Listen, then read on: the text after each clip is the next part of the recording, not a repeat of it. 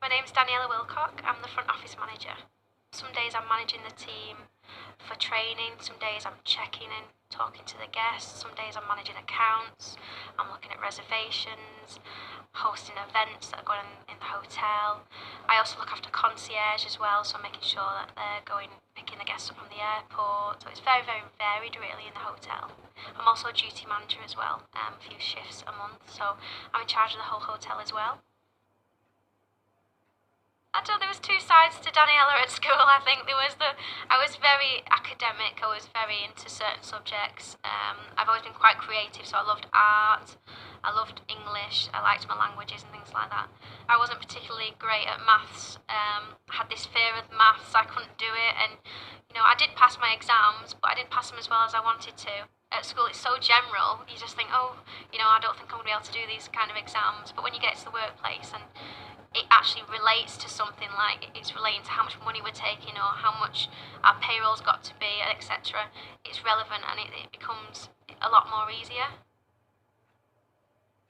My parents are typically working class background. My mum works in a big supermarket chain. My dad works in engineering.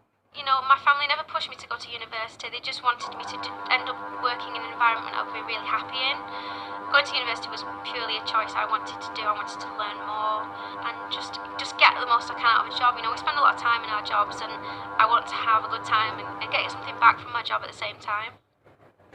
I graduated in 2003 from Salford University with a degree in business and finance, so a little bit different. A lot of my background before then was in customer service roles, retail, and I was looking for a management role in something similar, and it just happened that hotel had all those elements rolled into one, and I got on a graduate scheme for Premier Inn Hotels, and I did a year with them where I basically worked in every single department, food and beverage, reception, housekeeping, bit of sales, and then I was looking for that next challenge, and I got the job here at Crowne Plaza, the airport. Very, very different roles because the airport is very fast-paced, it's very unpredictable.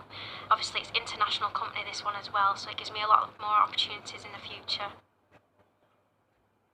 I think the biggest obstacle for anybody really going to university is, having a job while you're working. You're studying full time. I worked 20 to 30 hours, that's a lot of hours to work, but you obviously got to fund yourself through university. I think trying to get that balance is so essential to, obviously passing your degrees and also getting your work experience. It takes a lot of planning, a lot of organisation, but, if you can manage to do that, those organisation skills will set you up for the future, especially in this industry, because you do need to be organised.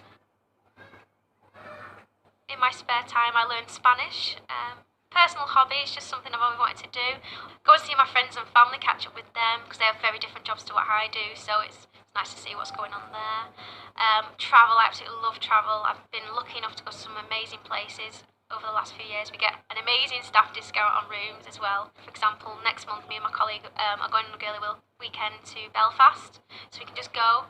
I've been to places like Australia, the United States, Europe, Middle East. I've travelled really, really well. My parents are really proud of what I do. I'm 27 now, and I work in a 4-star hotel, one of the top 12 in the company in the UK. I run a department of 30 people at front of house, we're in the spotlight. And I just keep pushing myself really because I want bigger and better things.